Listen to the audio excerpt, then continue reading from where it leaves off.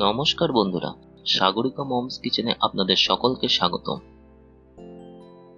চিংড়ির রেসিপি আমাদের সকলের খুবই প্রিয়, আর সেটা যদি মায়ের হাতের রান্না হয় তাহলে তো কোনো কথাই হয় না। তাই আজ আমার মা রান্না করেছে চিংড়ি দিয়ে পুঁই শাক আর মিষ্টি কুমড়োর রেসিপি। আমার মায়ের হাতের রান্না যদি আপনাদের ভালো লেগে থাকে তাহলে চ্যানেলটি অবশ্যই সাবস্ক্রাইব করবেন। চলুন তাহলে দেখে নেওয়া যাক চিংড়ি দিয়ে পুঁই শাক আর মিষ্টি কুমড়োর রেসিপি। এখানে পুঁই শাকগুলি ভালো করে কেটে ধুয়ে রেখে দেওয়া হয়েছে। এখানে 100 গ্রামের মতো চিংড়ি মাছ নেওয়া হয়েছে, সেগুলি ভালো করে কেটে ধুয়ে রেখে দেওয়া হয়েছে। এখানে 2টো পেঁয়াজ, 3টে আলু কেটে রাখা হয়েছে। এক ফালি কুমড়োর অর্ধেক পরিমাণ কেটে রাখা হয়েছে। 2টো বেগুন, 4 থেকে 5টা কাঁচা লঙ্কা এবং একটি টমেটো কেটে রাখা হয়েছে। এখানে কড়াতে পরিমাণ মতো সর্ষের তেল নেওয়া আছে। বাঙালিরা সাধারণত সর্ষের তেলে রান্না করে। এখন কড়াতে তেল গরম হয়ে গেছে। 1 চামচ মতো পাঁচফোড়ন দেওয়া হলো। এখন গরম তেলে কেটে রাখা পেঁয়াজগুলো ভালো করে ভেজে নিতে হবে।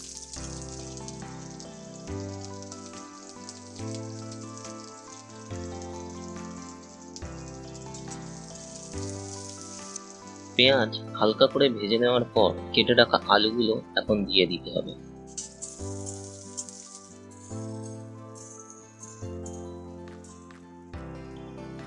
এখন কেটে রাখা পুঁই শাকের ডাঁটাগুলি দিয়ে দেওয়া হলো।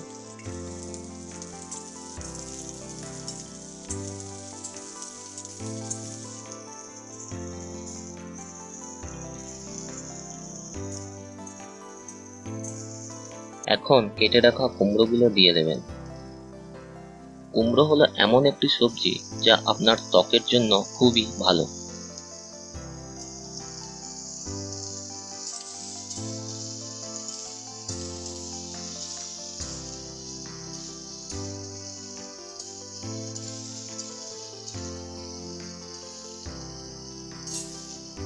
এখন কেটে রাখা বেগুনগুলো দিয়ে দেওয়া হলো।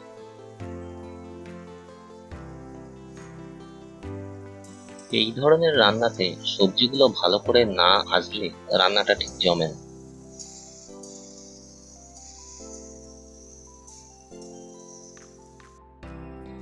এরপর চিংড়ি মাছগুলো দিয়ে দেবেন। কেটে রাখা 4-5টা কাঁচা লঙ্কা দিয়ে দেবেন। যারা ঝাল খেতে খুব বেশি পছন্দ করেন না তারা অল্প পরিমাণ কাঁচা লঙ্কা ব্যবহার করতে পারে।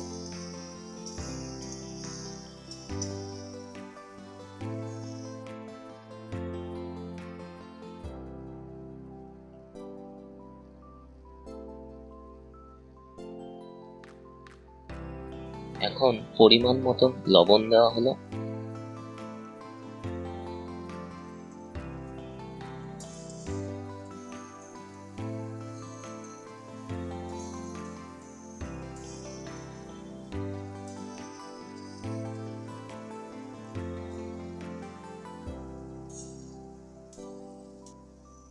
এখন 1 চামচ মতন আদা বাটা দেওয়া হলো।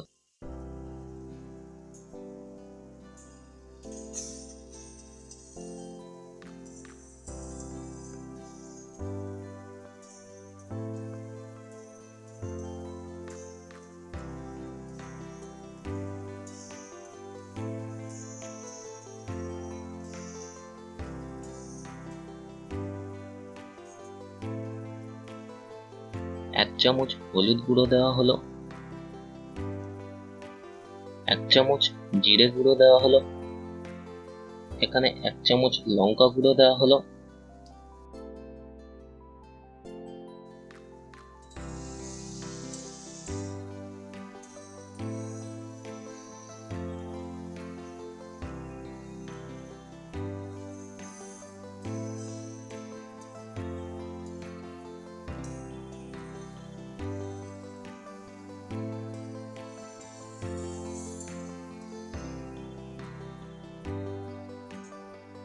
এখন অল্প পরিমাণ জল দিয়ে রান্নাটা ভালো করে কষাতে হবে।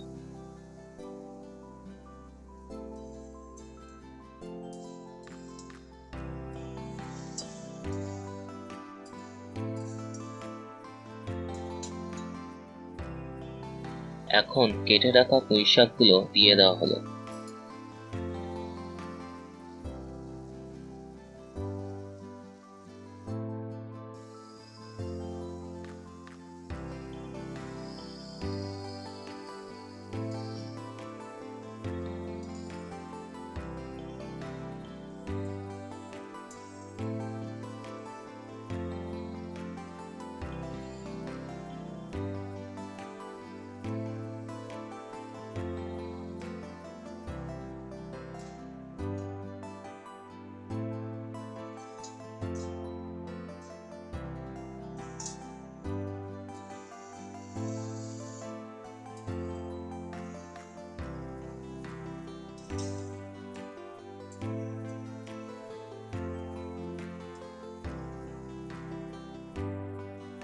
এখন পরিমাণ মতন বেশ খানিকটা জল দিয়ে দেওয়া হলো।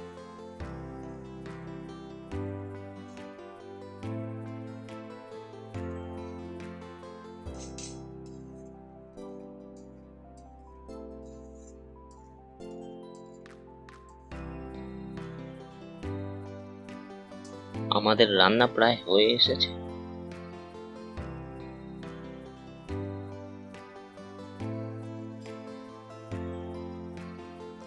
আমাদের রান্না হয়ে গেছে, এখন একটি পাত্রে ঢেলে নেওয়া হলো।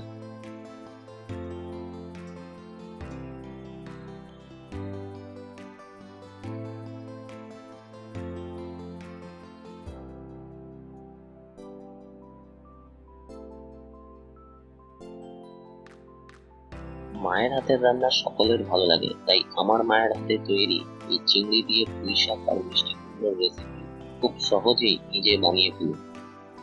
আগামী দিনে আরো সুন্দর সুন্দর সহজ রেসিপি পেতে চ্যানেলটি অবশ্যই সাবস্ক্রাইব করুন এবং এই রেসিপিটি ভালো লাগলে ভিডিওটিতে একটি লাইক করুন এবং কমেন্ট করতে অবশ্যই ভুলবেন না। Thank you.